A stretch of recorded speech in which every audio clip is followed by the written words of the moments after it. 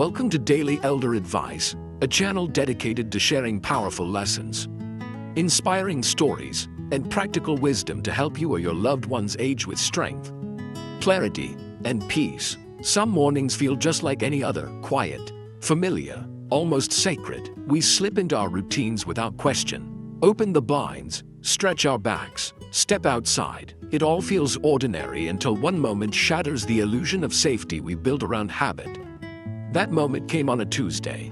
Mr. Samuel was the kind of man people pointed to and said, "That's how I want to age." 71, calm, sharp-minded, and physically active, a retired literature teacher. He was often seen tending to his garden barefoot at sunrise, whispering poetry to his plants. He believed the best medicine was morning air and purpose. But sometimes, even the most graceful routines hide invisible dangers. That Tuesday morning, the garden was wrapped in silver mist. Samuel stepped outside, same as always, without breakfast, without water. He walked the stone path, crouched to inspect a patch of basil, and collapsed. No warning, no cry, just silence. His wife Margaret found him moments later, a tip watering can, dew on his shirt, one hand still wrapped around a vine. Doctors later said it was a sudden cardiac event, brought on by low blood sugar. Early morning adrenaline and physical exertion. He looked so alive, Margaret said at his memorial. But his body needed something more than habit, it needed preparation. Samuel's story isn't one of carelessness. It's one of devotion to a life lived simply, but unknowingly out of sync with the needs of an aging body. And that story is more common than we realize. This video is not just a lesson, it's a mirror. We'll explore the morning habits that often go unquestioned, and how they can shift from helpful to harmful after 60. We'll share real stories, scientific insight, and the quiet wisdom that comes from paying closer attention. Because growing older shouldn't be about guessing. It should be about knowing better and choosing better. Let's begin. Before we dive in, I'd be very grateful if you enjoy this video. You can help me continue spreading meaningful lessons about aging. If you haven't subscribed yet, I warmly recommend that you hit the subscribe button and turn on the notification bell so you never miss another video. If this video resonates with you, please comment the number 1 below to let me know. If not, comment 0, so I can continue improving and create a better video for you next time. Your feedback truly helps this channel grow and serve better. Now, let's begin our journey. Chapter 1.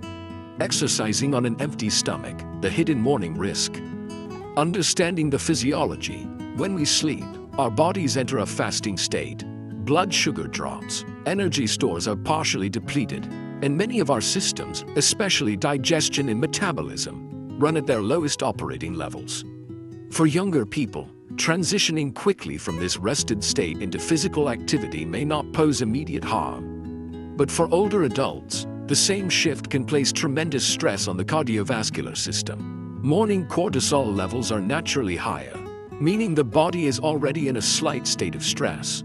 Combine that with low glucose, no hydration, and sudden physical exertion, it's a recipe for disaster, one that many seniors don't see coming. Research from the European Journal of Preventive Cardiology shows that older adults engaging in early morning aerobic or resistance exercise without prior fueling are at significantly higher risk of cardiovascular incidents. Glucose availability is crucial to maintain heart function, brain alertness, and muscular endurance. Story: The Last Garden Walk. Mr. Samuel followed a simple rule: no food before sunrise. He believed nature should be the first nourishment. The sun should hit your skin before a spoon hits your mouth. He often said he'd go outside for nearly an hour each morning, bending, lifting, walking back and forth, all on an empty stomach. He thought he was honoring his health. He didn't realize he was slowly taxing his heart. That final morning, the sky was lavender with dawn. Samuel walked out with his watering can and admired how the dew clung to the petals. He knelt to check the tomatoes, lifted a heavy hose, and then stood up abruptly. His vision blurred, a pressure bloomed in his chest. What Margaret found moments later would change her life forever. His hand was still clutched around a garden stake, the watering can lay tipped, its contents soaking the soil around his feet. It was so quiet, Margaret said, I could hear the wind through the leaves, but not his breath. Later, the paramedics said it was a combination of dehydration, low blood sugar, and sudden physical exertion. He was healthy, Margaret whispered at the memorial. But he forgot that a healthy body still needs preparation. Her message to others: don't assume energy equals invincibility. Even the strongest engine needs fuel. This chapter taught us a powerful truth. Not every healthy habit fits every stage of life. Exercising first thing in the morning, especially before eating or hydrating, may work for the young, but in older adults, it can lead to dangerous outcomes. As we age, our bodies lose some of their metabolic flexibility. Our glycogen stores deplete more rapidly during the night, and the ability to regulate blood sugar declines. According to a 2021 study published in Frontiers in Endocrinology, elderly individuals are significantly more prone to early morning hypoglycemia, especially when combining fasting with aerobic activity. The story of Mr. Samuel reveals how a well-intentioned morning routine can turn deadly when the body's energy reserves are mismanaged. His story urges us to rethink the "no breakfast, no problem" mindset and instead honor the aging body's changing needs. The real meaning: morning energy doesn't come from willpower alone, it must be fueled. A warm-up for the heart begins with nourishment for the system. Your new habit can be as simple as this: a slice of toast, a half banana, and a glass of water before you walk. That's not indulgence, that's preparation. What you should do instead: fuel first. Even something light, a banana, a small bowl of porridge, or a boiled egg, can provide critical energy. Hydrate. Your blood thickens overnight. A glass of water first thing helps lower clot risk. Delay exertion. Give your body 30 to 45 minutes post-meal before heavy tasks. Warm up slowly. Tai Chi, light stretching, or a short indoor walk can help ease your body into the day. Remember, your heart is your engine. Don't run it on empty. Chapter 2. Standing up too fast, the fall you didn't see coming. What's happening in the body? Lying down reduces gravitational demand on your cardiovascular system. Blood circulates more easily, but when you rise quickly, especially after hours of stillness, gravity suddenly pulls blood downward. If your blood vessels and heart can't respond fast enough, your brain momentarily loses oxygen-rich blood. That's when dizziness, blurred vision, and even fainting can occur. This is called orthostatic hypotension, and it's particularly dangerous for people over 65. The Journal of the American Medical Association, JAMA, found that orthostatic hypotension is associated with a 54% increased risk of falls and a 30% increased risk of long-term hospitalization in adults over 70. Story: Barbara and the alarm clock. Barbara had been a school librarian for 35 years, organized, disciplined, and always early. Even in retirement, she kept her 6:30 a.m. wake-up schedule. Her alarm clock, a gift from her late husband, chimed softly each morning. One Saturday, excited for the farmer's market, she jumped out of bed quickly, eager to beat the crowds. But within seconds, the world tilted. Her knees gave way. She fell against her nightstand, the alarm clock crashing beside her. When her daughter arrived, she found Barbara on the floor, groaning in pain, a fractured hip, 3 surgeries, months in a rehab center. Independence lost, not because of a disease, but because of a rushed transition from rest to motion. Barbara later said, "I thought I was being strong by jumping up. Turns out, I needed to be gentle." Now, she teaches others at her senior center. Sit up slowly. Count your breaths. Don't let the day rush you out of your safety. This chapter highlights the subtle, almost invisible transitions of the aging body and how ignoring them can lead to disaster. The story of Barbara illustrates what thousands of older adults experience each year. A fall caused not by frailty, but by haste. Orthostatic hypotension, a sudden drop in blood pressure when standing up, is common after 60 and becomes even more likely in those on blood pressure medications. Diuretics, or antidepressants. According to research from the National Institute on Aging, nearly 1 in 3 adults over 70 will experience this phenomenon. And yet, it remains one of the least discussed threats to elderly mobility. Barbara's fractured hip wasn't just a physical injury, it was a fracture in her independence. Her daily confidence and her lifestyle. Recovery took months, but the true healing came from a shift in mindset. Patience is not a delay, It is a safety strategy. The lesson is this: when you rise with intention, you rise with strength. Morning movement should begin with breath, balance, and body awareness, not abruptness. Let your body arrive before your schedule begins. A gentle morning sequence. Start with breath. Inhale deeply for 3 seconds. Exhale slowly. Wiggle and flex toes, ankles, hands. This activates your peripheral circulation. Slow transitions from lying to sitting, from sitting to standing. Give your body at least 30 seconds between each. Keep support nearby. A bed rail or stable chair back can prevent accidents. Your body is wise, but it needs your patience to catch up. Chapter 3. Straining in the bathroom, a silent cardiovascular trigger.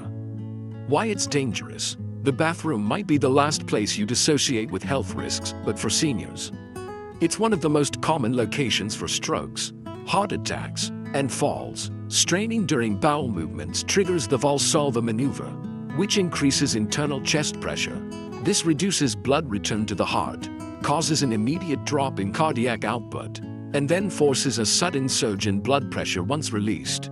If your blood vessels are fragile or partially blocked, as they often are after 60, that fluctuation can rupture them. The problem behind the problem.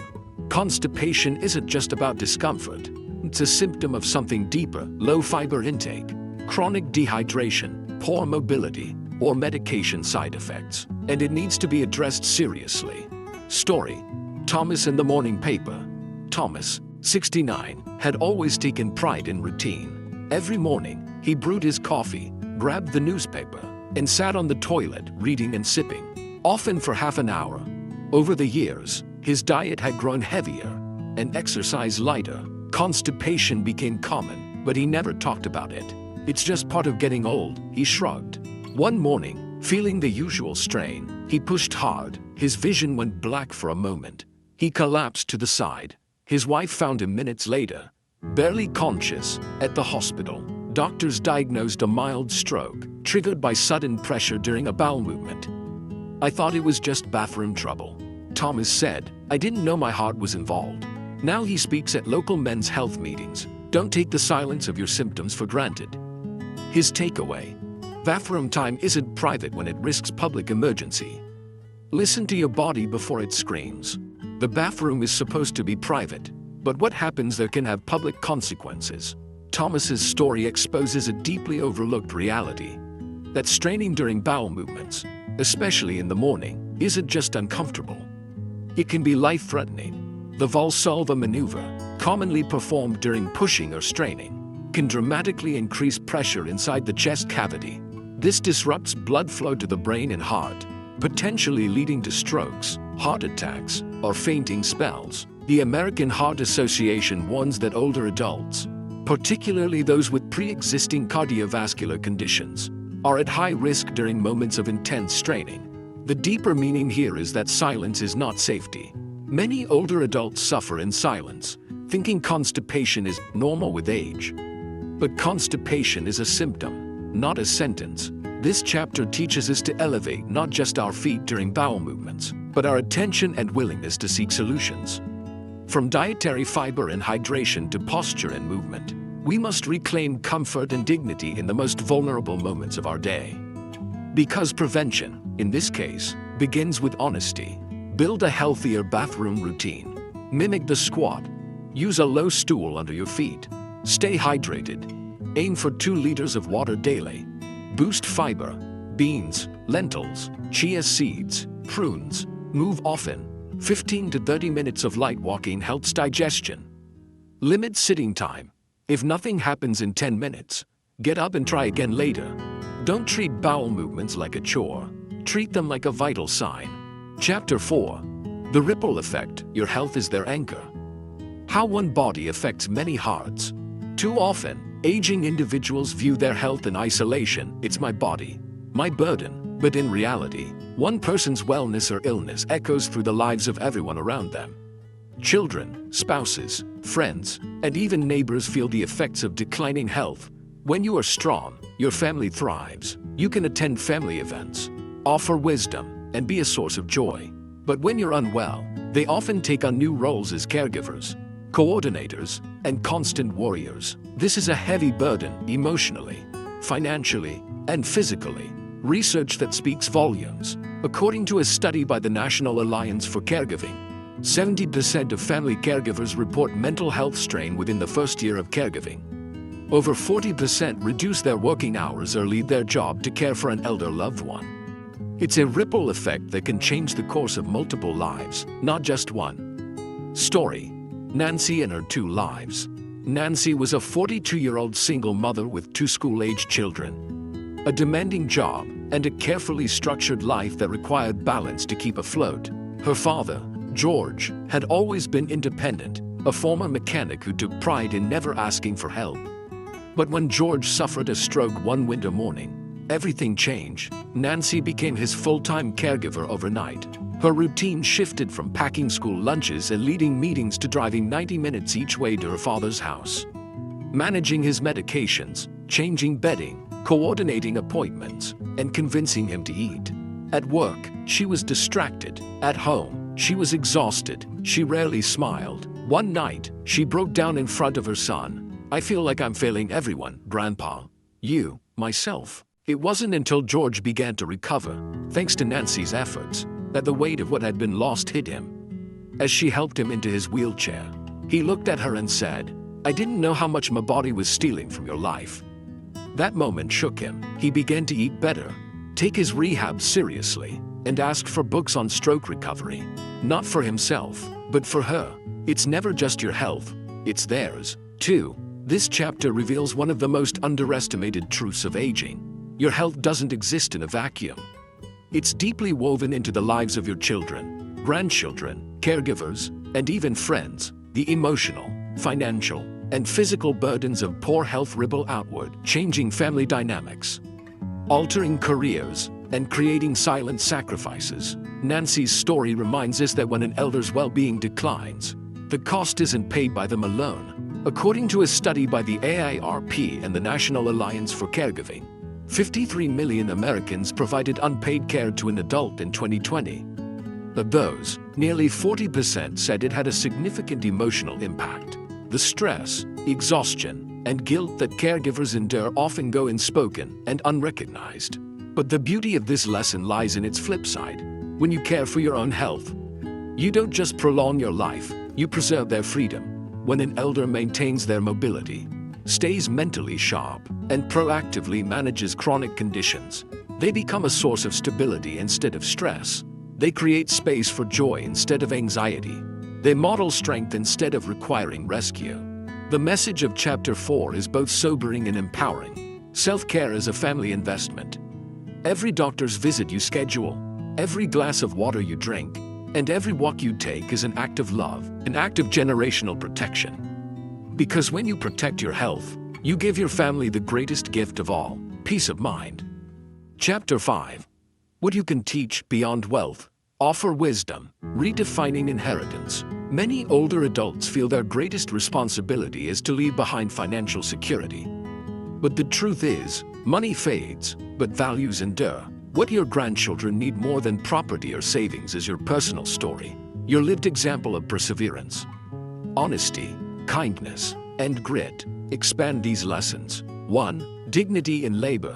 Tell them about the jobs you did when you were young. Not just the ones that made money, but the ones that taught you who you are. Share stories about waking up before dawn, failing and trying again, or treating even the smallest tasks with pride. Let them see that real strength is built, not inherited. 2. Daily discipline. Habits shape legacy. Whether it's tending your garden, walking every morning, or making tea at 4 p.m., your rhythms teach younger generations how to find structure. Consistency builds self-trust, and that's one of life's greatest currencies. 3. Embracing failure. Talk about the mistakes, the lost business, the painful job, the thing you thought would break you, but didn't. They don't need you to be perfect. They need you to be real. Resilience is contagious, but only if it's visible. 4. Financial literacy. The honest way. More important than giving money is teaching how to manage it. Show them how to budget, how to save, how to ask themselves, do I need this, or do I want this? Let them know that wealth isn't measured in what you own, but in how long you can stay generous without fear. Story. Grandpa Richard's Lemonade Legacy. Ellie was a bold, curious 9-year-old who'd set her heart on a shiny pink bicycle with glittery tassels. Price tag, $300. Her mom said no, but Grandpa Richard, her quiet, ex-army grandfather with a love for teaching life lessons, had another idea. He handed her a $10 bill and said, "Let's earn the rest." Confused, Ellie followed him to the kitchen where he pulled out lemons, sugar, and a folding table. Over the summer, they built a lemonade stand together. Richard taught her how to measure ingredients, greet customers with a smile, calculate change, and track earnings in a little notebook. When a customer asked why her lemonade was more expensive than the other kids down the block, Ellie answered, "Because mine comes with a story." At the end of the summer, they counted $305 in the tin box. She bought the bike, but she also learned the pride of earning, the importance of fairness, and the value of effort. 10 years later, Ellie opened a small cafe of her own and hung a photo of that lemonade stand on the wall. "Grandpa didn't give me a bike," she often said. "He gave me belief. The lessons you pass on quietly today will echo in their character for decades." This chapter explores the real legacy we leave behind, not the houses or heirlooms, but the values we instill, the examples we set, and the quiet strength we embody. Grandpa Richard's lemonade story isn't just about earning money, it's about earning purpose.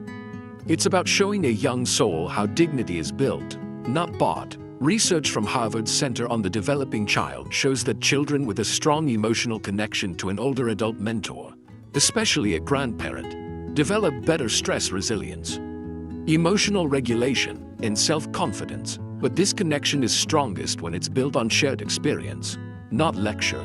What can you teach without saying a word? Your routines, your patience, your honesty, your consistency. These are the things young people absorb. And long after you're gone, they'll remember how you folded laundry with care, how you made time for them, how you stood your ground without anger.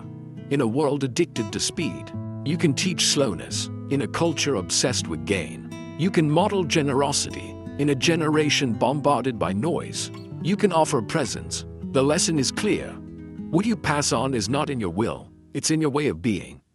And your way can become their foundation. Chapter 6. Health is the true inheritance. Why health is the foundation.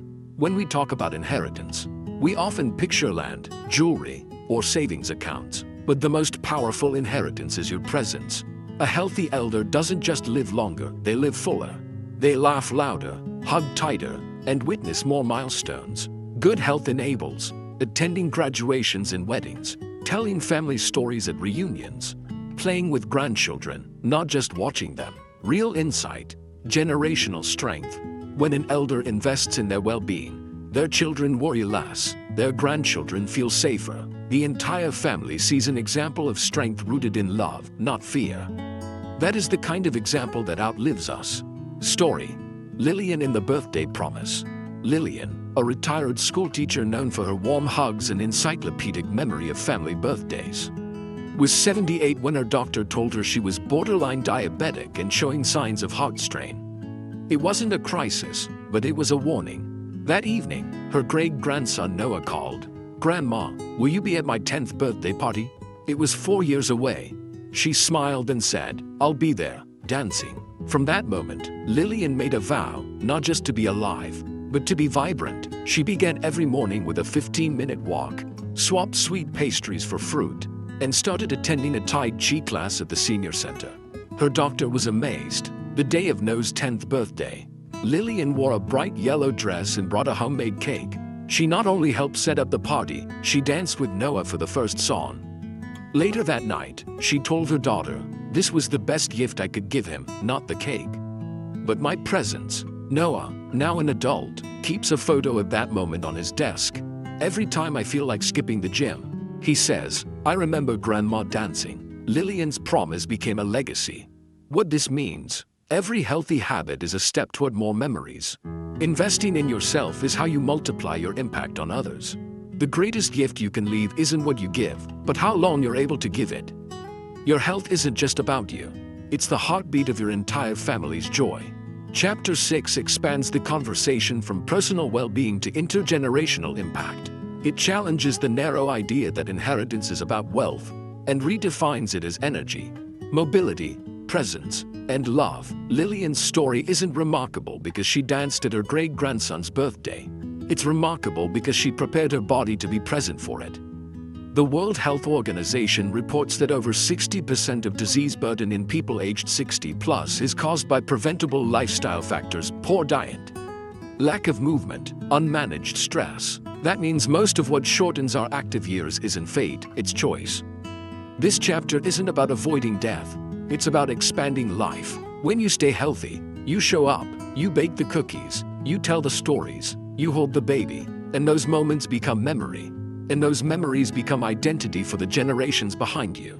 Your health is not your own. It's the foundation upon which family connection is built. When you protect your physical vitality, you safeguard emotional bonds, family rituals, and the joy of simply being together. The message is simple. If you want to leave something behind, start by staying here longer and stronger. That is the legacy that no bank can hold, and no lawyer can write. It is lived, not stored. Chapter 7. The spiritual meaning of aging, finding purpose beyond the physical. As we grow older, our bodies inevitably change. Strength may fade, hair turns silver, joints grow stiff, but within this transformation lies an extraordinary opportunity to turn inward, reflect outward, and embrace the deeper spiritual dimension of life. Aging is not just a biological journey, it's a sacred one. From doing to being, for much of life, our value is measured by what we produce: jobs completed, money earned, roles fulfilled. But in later years, something powerful shifts. The world invites us to move from doing to being. No longer defined by career titles or productivity, we can finally ask the deeper questions. Who am I beyond what I do? What do I want to pass on? What matters most in the time I have left? These aren't signs of decline, they're signs of awakening. The gift of perspective. Older adults possess a vantage point that youth simply cannot replicate. You've seen love deepen, grief shape you, and time soften what once felt sharp. There's a wisdom that comes not from knowledge alone, but from having lived. Your stories carry healing, your presence carries calm, your silence can speak louder than advice. Story. The bench in the park. James was 84 when his wife passed away.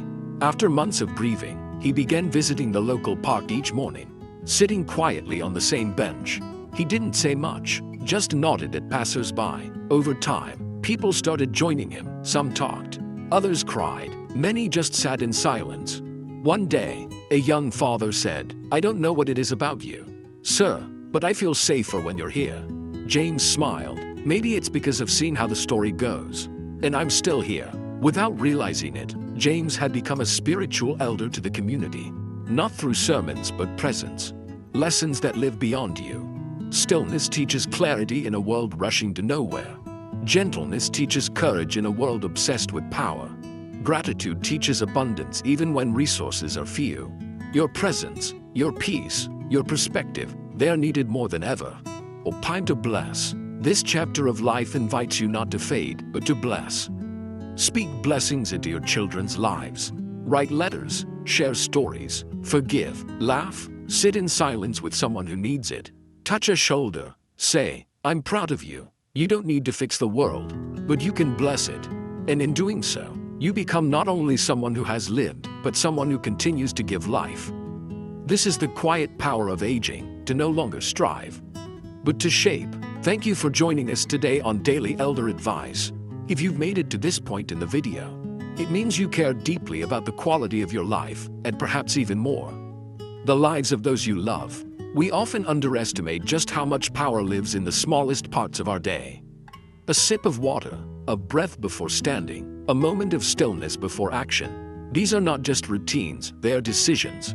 And each decision we make, especially in the morning, has the potential to either harm or heal. The stories we shared today weren't just cautionary tales. They were invitations to pause, to listen to your body, and to recognize that aging doesn't have to be a journey into fragility. It can be a journey into deeper awareness, deeper compassion, and renewed strength. Mr. Samuel's story taught us that even good habits need reflection. Barbara reminded us that slowing down is not a weakness, it's wisdom. Thomas helped us realize that ignoring our body's signals can have consequences beyond the moment. And James, from our bonus chapter, showed us that presence, not productivity, is the most profound offering of old age. So here's what we hope you take away. Your health habits matter more than ever after 60. What you do in the first hour of your day sets the tone for everything that follows. And aging with intention isn't about fear, it's about love. Love for your body, love for your time, and love for the people who still want to walk beside you. If this video brought you comfort, clarity, or motivation, please give it a thumbs up. It truly supports this channel and helps us reach others who may need these messages. If you haven't already, please consider subscribing and turning on the notification bell so you'll never miss a future episode of Daily Elder Advice. We're here to grow with you, walk with you, and remind you that you are never walking this path alone. And one last request. If you found value in this video, type 1 in the comments to let us know. If not, comment 0 and tell us how we can improve. Every voice matters here, especially yours. Until next time, take care of yourself, treat your mornings with intention, and remember, aging is not an end, it's an evolution. You deserve to grow with dignity, wisdom, and peace. See you in the next video.